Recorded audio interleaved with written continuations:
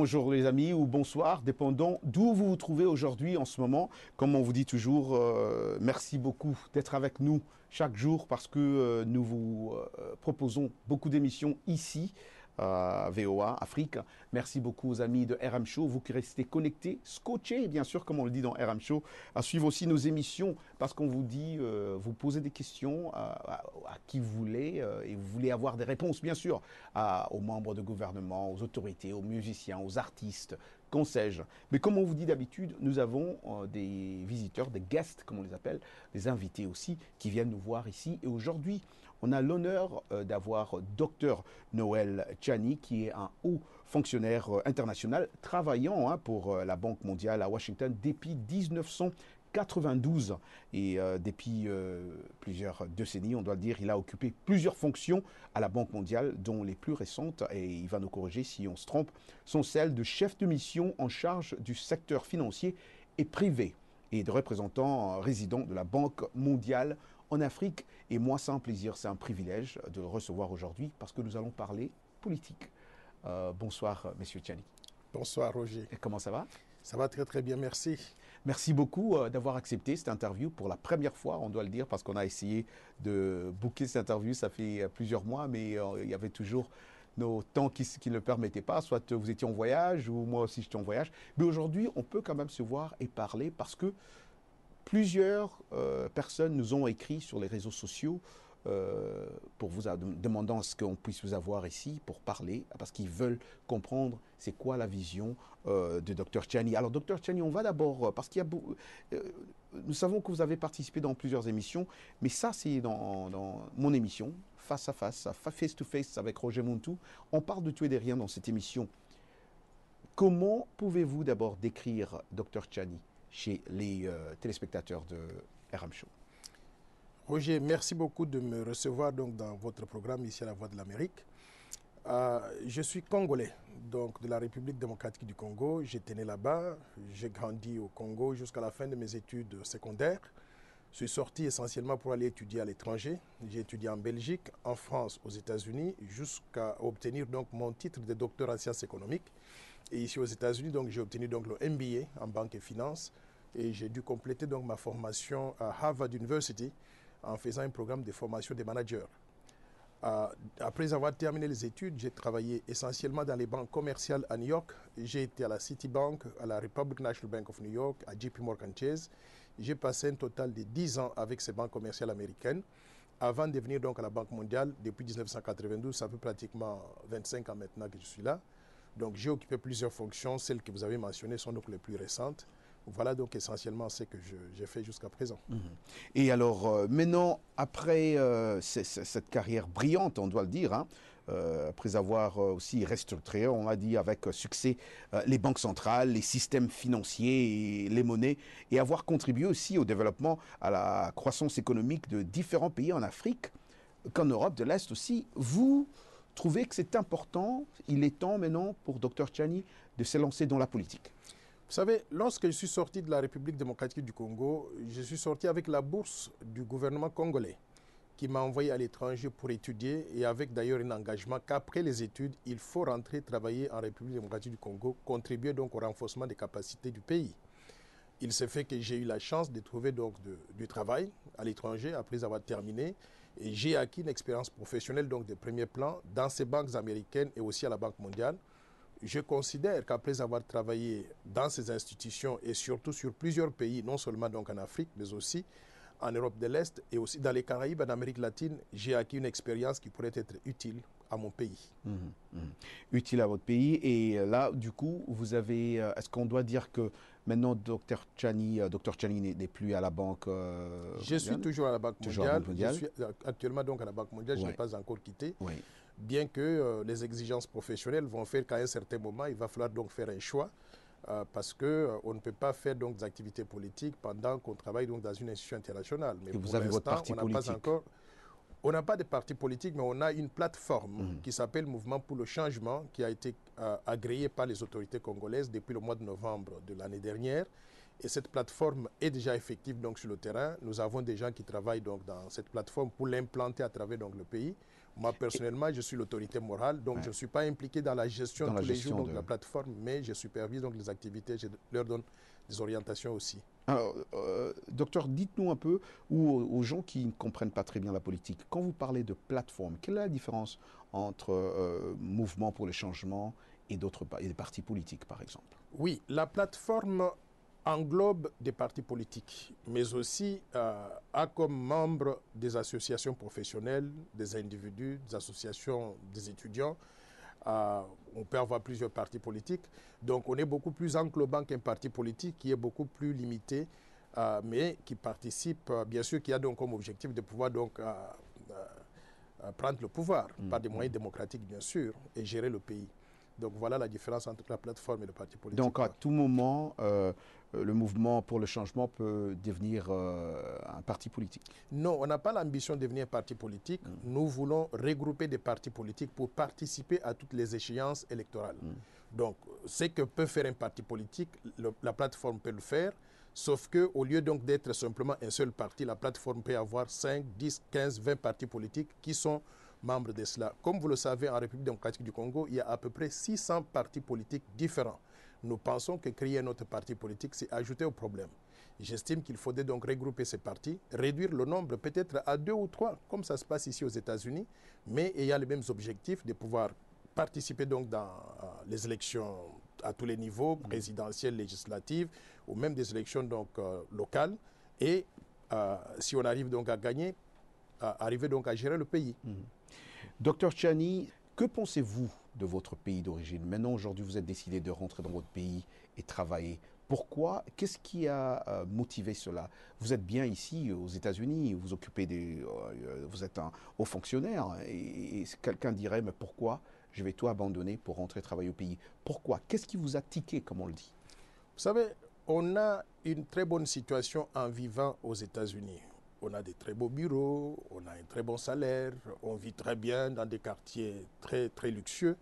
Mais lorsque je rentre chez moi et que je vois des gens mourir de faim dans un pays qui attend des ressources, on se pose la question de savoir qu'est-ce que nous pouvons faire pour aider à transformer fondamentalement la vie de nos concitoyens pour qu'ils puissent vivre mieux, pour qu'ils puissent prendre avantage de ces ressources naturelles nombreuses que Dieu a bien voulu donc nous donner.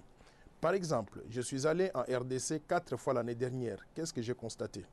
J'ai constaté que dans beaucoup de quartiers, il n'y a pas d'eau, il n'y a pas d'électricité. J'ai constaté que quand vous allez donc dans les écoles, les enfants n'ont pas accès à l'éducation de qualité comme nous l'avons donc ici. Vous allez dans les hôpitaux, vous trouverez que les hôpitaux sont pratiquement en situation de délabrement total. Les gens ne peuvent pas avoir accès à des conditions donc de santé adéquates. Lorsque vous regardez certains indicateurs organisés par des organisations internationales telles que Transparency International, on classe par exemple la RDC parmi les pays les plus corrompus de la planète. Vous regardez l'indice de développement humain qui est préparé par le PNUD, vous trouverez que la RDC est classée pratiquement en avant-dernière position d'après cet indice de développement humain. Ce que ça veut dire, c'est que nous sommes l'un des pays les moins développés de la planète. Vous regardez le classement qui est fait par le Fonds monétaire international l'année dernière. La RDC est classée comme étant le pays le plus pauvre du monde, avec 88% de la population vivant en dessous du seuil minimum de pauvreté. Avec toutes les ressources que nous avons, nous devons nous poser la question, qu'est-ce qu'on peut faire pour arriver à transformer fondamentalement la situation que nous connaissons aujourd'hui et de créer de bonnes conditions de développement et de bonnes conditions de développement social pour tout le monde. C'est ça qui me motive à pouvoir donc m'intéresser donc à la vie politique de mon pays et de voir comment est-ce que nous pouvons utiliser l'expérience et l'expertise que j'ai dû développer en vivant donc à l'extérieur dans des sociétés plus développées et amener cette expertise, cette expérience pour la rendre donc plus utile donc à mon pays. Il faut le dire aussi, vous avez rencontré beaucoup personnellement, quand j'ai fait de recherches aussi sur la toile, sur Internet, vous avez rencontré beaucoup de vos collègues politiciens aussi au Congo et ailleurs, les politiciens, ceux qui sont au gouvernement et les opposants. Est-ce que cela a un message de Dr Tchiani qu'il est ouvert à travailler avec tout le monde? Effectivement, vous savez, dans un pays comme la RDC, on ne peut pas arriver à bien gérer le pays si on est trop divisé. j'ai dû faire un exercice tout à fait personnel pour aller vers tout un chacun, dans des camps différents. J'ai rencontré les gens de la majorité présidentielle, les gens de l'opposition, j'ai rencontré les gens de la société civile, pour essayer de comprendre qu'est-ce que nous pouvons faire collectivement pour que nous puissions mettre le Congo donc sur la voie du développement. Personnellement, je suis très ouvert à pouvoir englober tout le monde dans une même moule pour que le Congo puisse retrouver donc le salut. Voilà donc ce que je peux dire donc à cette question-là. J'ai été par exemple à La Haye, j'ai rencontré Jean-Pierre Bemba dans sa prison de La Haye. J'ai été à Bruxelles, j'ai rencontré le président Étienne Tshisekedi, j'ai rencontré Vital Kamerhe, je suis allé sur place donc à Kinshasa, j'ai rencontré même le président Kabila et les gens qui travaillent donc avec lui pour essayer donc de comprendre qu'est-ce que nous pouvons faire en tant que Congolais pour que nous soyons tous dans une position, on peut regarder donc dans la même direction et prendre des initiatives qui puissent donc remettre le Congo donc sur la bonne voie du développement. Et qu'est-ce que vous avez compris dans tout ça, quand vous avez rencontré tous ces gens? Bon, c'est curieux, lorsque vous parlez avec chacune de ces personnes, vous avez l'impression que tout le monde est animé de la bonne volonté pour pouvoir mieux faire pour le pays. Mais qu'est-ce qui fait que le pays ne marche pas? C'est une question que nous devons tous nous poser. Je pense que nous avons besoin donc aujourd'hui de pouvoir utiliser les prérogatives constitutionnelles pour recommencer donc à zéro. Il y a une gestion qui a donné les résultats que nous connaissons aujourd'hui. La Constitution, elle est très claire aujourd'hui. Elle dit qu'en 2016, il y aura donc des élections démocratiques, des élections présidentielles législatives. Nous pouvons travailler donc dans le cadre de ces prérogatives constitutionnelles pour arriver donc à changer le leadership politique du pays et recommencer donc à zéro. Vous savez, lorsque les gens restent en poste pendant très longtemps, il se crée une certaine habitude et on ne voit plus ce qu'il faut faire pour arriver donc à changer le destin du pays. Je considère qu'aujourd'hui, si nous arrivons à passer par les élections et qu'il y a une nouvelle équipe qui se met donc en place, il y aura un nouveau dynamisme qui va se créer et c'est comme ça que le pays donc peut donc aller de l'avant. Et tout de suite, et tout de suite, et tout de suite sur la voie d'Amérique. Et tout de suite, et tout de suite, et tout de suite sur la voie d'Amérique.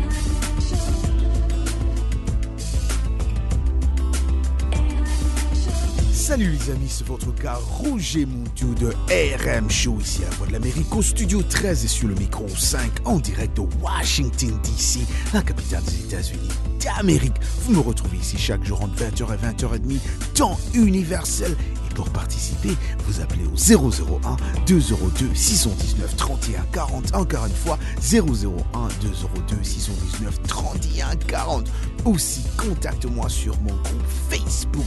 C'est Roger Montiou, la voix de l'Amérique. Je répète, mon Facebook, c'est Roger Montiou, la voix de l'Amérique. Et ben, vous pouvez aussi m'envoyer un email, rmontiou@voanews.com. Au programme ici sur RM Show, de la bonne musique, des débats, des sujets superbes. Hey, les gars, on est ensemble, ça va parler d'air.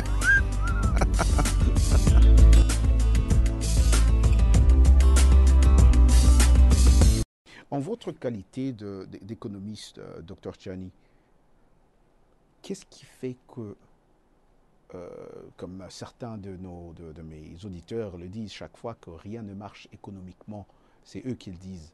Qu'est-ce qui fait qu'au Congo, malgré toutes ces richesses qu'il y a au Congo, que le pays ne tourne pas, que le Congo soit encore sur la liste des pays les plus pauvres? Qu'est-ce qui fait? Comment vous pouvez expliquer cela? Parce que le Congolais qui est allé à l'école primaire au Congo, grandit là-bas, on lui dit que ton pays, c'est le pays le plus riche du monde, mais ce n'est pas ce que ce Congolais voit. Qu'est-ce que vous pouvez dire à ce Congolais-là? Oui, moi je dirais que le Congo est béni pour avoir toutes les ressources naturelles qu'on puisse imaginer dans ce monde. J'ai dû faire une étude pour arriver à comprendre exactement ce qu'on avait donc comme ressources. J'ai découvert par exemple que le sous-sol congolais contient 1100 minéraux et métaux précieux différents, d'une valeur estimée à 24 000 milliards de dollars, c'est-à-dire le PIB des États-Unis plus le PIB de l'Union européenne combiné.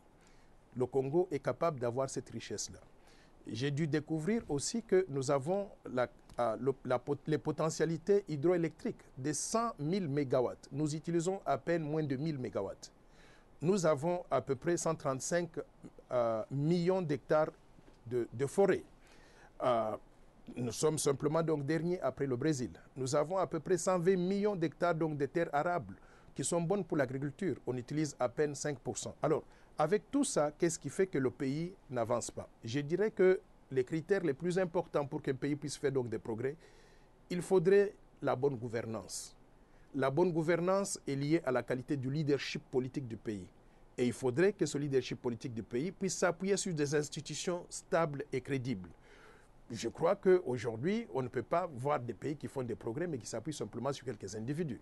Il faudrait qu'il y ait donc des règles du jeu qui sont respectées par tout le monde, qui sont appliquées par tout le monde. Si ces règles du jeu s'appuient sur la bonne gouvernance, s'appuient sur des institutions donc crédibles et s'accompagnent aussi donc de leadership politique qui soit donc à la hauteur des ambitions de développement donc du pays, je pense que notre pays pourrait donc faire des progrès considérables.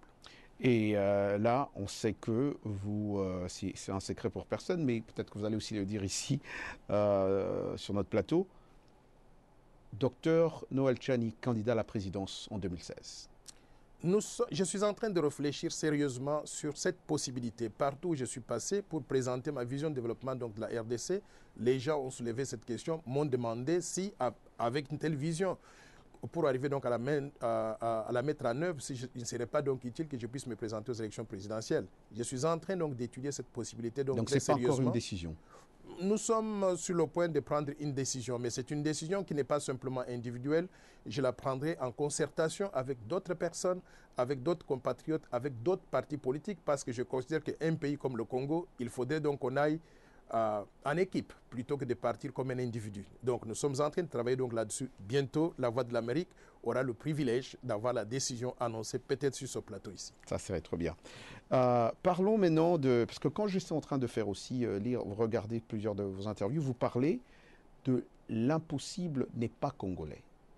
Ce que je veux dire, c'est que si nous nous mettons à travailler, nous pouvons réaliser les résultats que nous souhaitons avoir pour notre pays. Je donne un exemple particulier. En 1958 ou avant 1958, les Congolais étaient sous la colonisation. Personne ne s'attendrait à ce que les Congolais puissent se libérer du joug de la colonisation. Ils se sont mobilisés donc le 4 janvier 1959. Ils ont dit donc à la colonisation, ça suffit, nous voulons être indépendants. Et ils ont pu obtenir donc l'indépendance moins de 2 ans après cela. Donc l'impossible, ce qui n'était pas possible à l'époque, malgré le fait que les colonisateurs avaient des armes, avaient la force publique donc à leur disposition et consorts, les Congolais se sont levés comme un seul homme et ont pu obtenir donc l'indépendance. Aujourd'hui, nous sommes dans une situation particulièrement difficile avec toutes les difficultés économiques que nous connaissons, avec des guerres à répétition que nous avons, ainsi de suite. Je considère que si nous nous mettons ensemble avec une vision bien claire et que nous nous mettons donc à travailler pour arriver donc à supplanter donc ces obstacles au développement, nous pouvons donc réussir. C'est ça que je veux dire par l'impossible n'est pas congolais. D'accord, merci. Alors, vous avez dit au début de cette émission que vous avez des bons contacts avec les membres du gouvernement en place et les opposants, les membres de l'opposition en ce moment. J'espère que vous avez suivi aussi le discours de Tshisekedi qui énumérait que l'idée du dialogue est venue des Congolais, du dialogue que le président Kabila avait fait un discours aussi le mois dernier. L'idée du dialogue est venue des Congolais et de la communauté internationale à cause des impasses rencontrées, a rappelé le leader de l'UDPS, qui a fait aussi appel à tous ceux qui veulent le changement afin que le Congo, tout le monde, soit capable de trouver la solution adéquate à tous les problèmes des Congolais. Est-ce que vous partagez aussi cette idée-là de leader de l'UDPS, M. Tshisekedi? Oui, vous savez, depuis un certain temps, depuis novembre 2011, la RDC est bloquée. Nous pouvons nous voiler la face, mais à la fin de la journée, on réalise que le pays ne tourne pas, le pays ne fonctionne pas. Les gouvernants n'arrivent même pas à faire passer leur message. Pourquoi, selon vous? Écoutez, il y a eu des élections chaotiques, il y a un manque de légitimité donc, au pays, et qui fait que si les gens ne se retrouvent pas dans leur gouvernement, eh bien, comment voulez-vous qu'ils puissent suivre les instructions que ce gouvernement donc, leur donne pour agir dans tel ou tel sens? Alors, à cause donc, de ce blocage politique, aujourd'hui, le pays ne tourne pas. Et je sais que depuis novembre 2011, il y a 2 camps qui s'est disputé le pouvoir. Il y a eu des élections, président Kabila a dit qu'il a gagné, président Tshisekedi a dit qu'il a gagné. Bon, la force des armes a fait que le président Kabila a l'impérium. Aujourd'hui, le président Tshisekedi se trouve toujours en dehors donc, de cela, mais réclamant toujours son impérium. Alors, à tout cela est venu se gréver un certain nombre donc, de choses, notamment le fait que les élections qui devaient être organisées n'ont pas pu être organisées parce que la préparation faite par la CENI n'est pas suffisante. Alors, avec tous ces problèmes, je pense que la meilleure façon de pouvoir donc aller de l'avant, c'est de se retrouver tous autour d'une table dans un dialogue.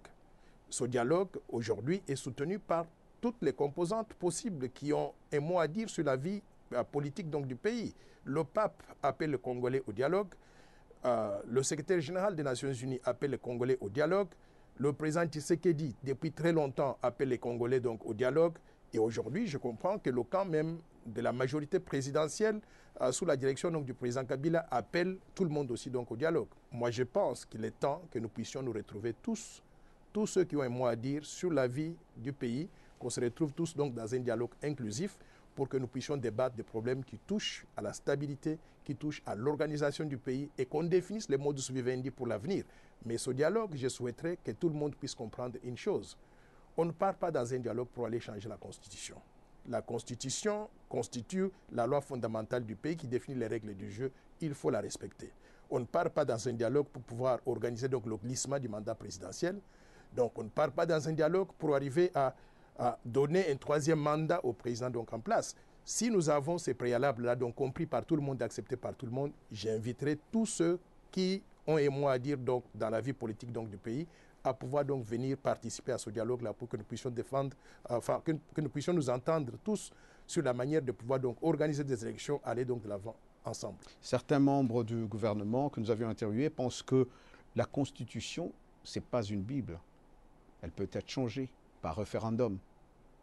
Qu'est-ce que vous répondez à cela? Oui, vous savez, la Constitution n'est pas une Bible, mais on ne peut pas changer la Constitution continuellement pour pouvoir donc permettre à tel groupe de pouvoir conserver donc le pouvoir. Quand on change la Constitution, ça doit être vraiment dans l'intérêt supérieur de la nation. Lorsque cette Constitution a eu le temps de pouvoir être observée pendant un certain temps, notre Constitution, elle est très jeune. Elle a été adoptée il y a à peine 10 ans. On ne peut pas, on l'a déjà modifiée au profit donc du groupe qui est actuellement donc au pouvoir. Faire encore donc le même exercice aujourd'hui pour favoriser le maintien au pouvoir donc de telle ou telle personne, je pense que ce n'est pas la meilleure chose qui puisse donc garantir la stabilité donc à long terme du pays. Il y a des règles du jeu qu'il faut respecter. S'il faut changer la Constitution un jour, ce sera par exemple lorsque il faudra accroître, je ne sais pas, les soins de santé, l'accès donc à l'éducation des gens, et ainsi de suite. Là. Mais changer la Constitution pour pouvoir favoriser donc tel groupe à pouvoir rester au pouvoir, je pense que ce n'est pas la meilleure chose donc à faire pour notre pays actuellement.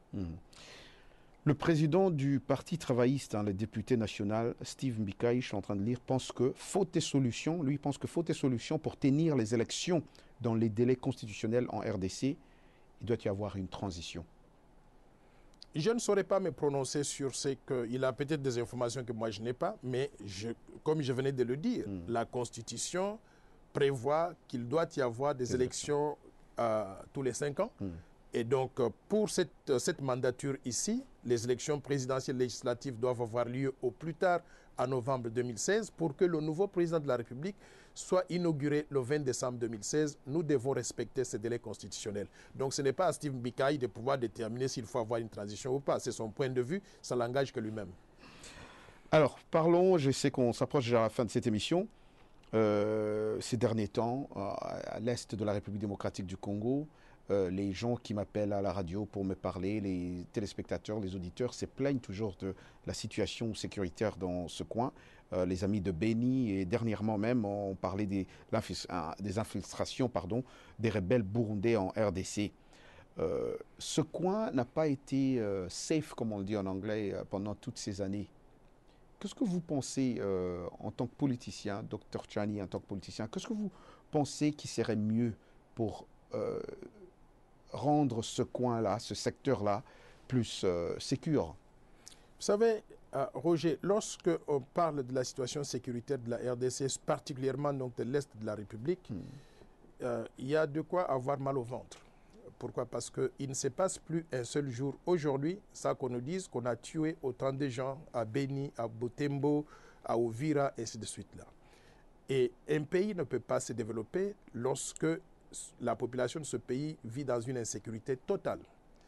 Personne n'est protégé. Donc on a l'impression que l'État n'existe que de nom. Moi je considère que aujourd'hui, il faudrait que l'État congolais puisse être recréé. Que l'État, une fois qu'il est recréé avec un leadership compétent, à la hauteur des ambitions de développement donc, du pays, ce leadership peut restructurer donc l'armée et la police et les services de sécurité et la justice pour que la population congolaise puisse être protégée, sécurisée donc comme il se doit. Donc, ce que je dirais, c'est que le point de départ de toute cette question sécuritaire donc à l'est du pays, c'est d'avoir un gouvernement qui soit légitime, qui représente la population et qui peut travailler et avec l'armée restructurée, avec la police restructurée, avec les services de sécurité restructurés, qui peut aussi travailler en bonne confiance avec les pays voisins pour qu'on arrive donc à rétablir donc la paix, non pas simplement en RDC, mais également dans les pays limitrophes. Très important. Alors, on s'approche, comme j'ai dit, à la fin de cette émission et j'espère que ça ne sera pas, ça sera une série d'émissions qu'on pourra faire avec vous, docteur Noël Tchani, si vous avez du temps. Et surtout maintenant qu'on se sent un peu bloqué parce que vous ne vous êtes pas encore prononcé comme candidat à la présidence. Mais sinon, il y a beaucoup d'autres questions qu'on peut vous poser si vous vous jetez dans ce filet-là qui n'est pas... Vous pouvez poser des questions en supposant qu'on est sur la voie de le devenir. Mais d'accord, d'accord, ça c'est une bonne chose. Certains diront sûrement, ah, voilà encore un autre. Qu'est-ce que vous amènerez de différent si aujourd'hui vous décidez de vous présenter aux élections présidentielles? Les Congolais qui vous regardent, qui se disent, ah, les politiciens, balobarape mingi, comme on dit en lingala, qu'est-ce que vous direz à ceux-là qui ne connaissent pas vraiment ce que Dr Tchani veut faire pour ce pays?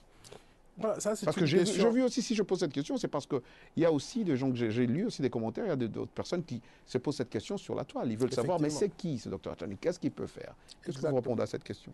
Bon, vous savez, comme je disais tout à l'heure, j'ai eu la chance de sortir du Congo suffisamment jeune pour aller étudier à l'étranger et j'ai eu la chance aussi de travailler, de passer toute ma carrière professionnelle à l'étranger dans les banques américaines à New York et à la Banque mondiale. Je considère dans des systèmes beaucoup plus sobres que le système que nous avons au Congo aujourd'hui. Le Congo souffre de quoi aujourd'hui?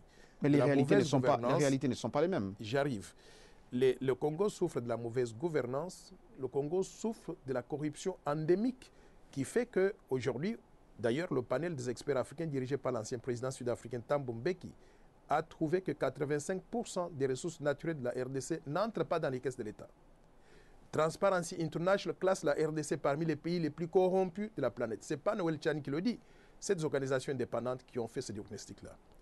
Je considère qu'aujourd'hui, avoir quelqu'un comme moi, qui est congolais, qui a travaillé à l'étranger, dans des systèmes beaucoup plus sobres, où la gouvernance elle est prise comme étant un critère très important, où la corruption n'est pas du tout tolérée dans des institutions ou les banques où donc j'ai fonctionné, avoir une expérience donc de ce genre plus sobre et repartir donc dans un pays comme la RDC, on peut transformer fondamentalement la façon dont le pays donc est géré. Et si on transforme la façon dont le pays donc est géré, on peut améliorer donc le niveau de vie de tout le monde. Donc ce que je peux amener aujourd'hui, c'est cette expérience, cette expertise plus propre que ce que je pouvais avoir si j'avais travaillé donc simplement donc au Congo dans un système de corruption donc généralisé. Et évidemment, vous avez travaillé à l'étranger pendant plusieurs années. Quelle serait votre politique vis-à-vis de la communauté internationale? Bon, j'ai fait partie de la communauté internationale. J'ai travaillé à la Banque mondiale depuis plusieurs années, je ne peux pas le cacher. J'ai travaillé dans les banques commerciales qui entretiennent de très bonnes relations avec la communauté internationale. Je considère que la communauté internationale est là pour accompagner les Congolais. Mais les Congolais doivent être dans le siège du conducteur. Par exemple, le plan de développement économique que j'ai conçu, c'est un plan de développement économique que j'ai conçu avec la participation de mes compatriotes des Congolais. C'est un plan qui bénéficie donc d'une appropriation nationale très forte. Maintenant que nous avons défini ce que nous voulons faire donc dans le cadre de ce plan, nous pouvons faire appel à la communauté internationale pour pouvoir donc nous accompagner. Il ne faut pas donc inverser les choses. Parce que parfois, dans certains pays, on a l'impression que la communauté internationale donc, passe avant et les nationaux donc, doivent suivre. On attend que la communauté internationale donc, vienne faire des choses que les nationaux ne peuvent pas faire. Dans le cas, donc, moi, je connais ici pour la RDC, parce que je connais très bien la communauté internationale, j'ai de très bonnes relations avec des gens qui sont mes collègues d'ailleurs dans cette communauté internationale. Ils seraient très disposés à pouvoir nous accompagner dans la mise en œuvre d'une vision de développement que nous, Congolais, aurions conçue et que nous pouvons donc mettre en œuvre, bien sûr, après avoir reçu donc la légitimité à travers les élections démocratiques et crédibles. Je finis avec ma dernière question. Dr Tchani, quels sont les challenges que vous rencontrez, vous, en ce moment, en tant que politicien? Comme je disais tantôt, vous avez passé toute votre carrière à l'étranger, au niveau international, et maintenant vous voulez rentrer faire la politique au Congo. Quels sont les challenges que vous rencontrez? Le challenge important qu'on rencontre, c'est de se faire entendre d'abord par nos compatriotes, qu'ils comprennent qu'on ne vient pas là-bas pour faire comme tout le monde, pour se remplir plein les poches. On vient parce qu'on est préoccupé par la situation et le destin de nos concitoyens. On voudrait changer ce destin pour que tout le monde puisse vivre mieux. Donc faire passer ce message, nous faire connaître à travers le pays, c'est ça le plus grand pari que nous devons donc que nous rencontrons aujourd'hui. Par exemple, je suis assez connu dans les milieux des intellectuels donc à Kinshasa qui lisent les journaux, qui ont eu l'occasion de pouvoir avoir accès à l'internet, mais le Congo est grand. Le Congo va au-delà donc de Kinshasa. Comment arriver à nous faire connaître, à faire connaître aussi le message, le programme de développement que nous avons aux citoyens congolais qui sont à Kisangani, qui sont à Beni, qui sont à Ngananjika, qui sont donc à Boma. Donc c'est ça le pari que nous avons. Alors ça c'est le premier challenge. Le deuxième pari aussi, c'est de convaincre les intellectuels même qui nous connaissent que quelqu'un qui vient donc de Washington et qui abandonne tout ce qu'il avait donc à faire ici pour venir donc participer donc à la reconstruction donc du pays, il faudrait que nous puissions travailler comme une équipe homogène qui vise donc le bien du pays. Alors, quand on va, je pense que plus on va se faire connaître, plus on va rencontrer des gens, j'envisage bientôt de faire le tour donc de la République pour présenter donc ma vision de développement dans chacune donc des provinces. Quand on va rencontrer des gens qui vont poser des questions, je pense qu'ils vont connaître mieux le contenu donc du programme que nous avons. Ils vont connaître mieux aussi la personne de Noël Tchani que je suis. Et à partir de ce moment-là, je pense que les choses pourraient donc aller de l'avant beaucoup plus rapidement, comme on le souhaite, quoi. Docteur Tchani, merci beaucoup.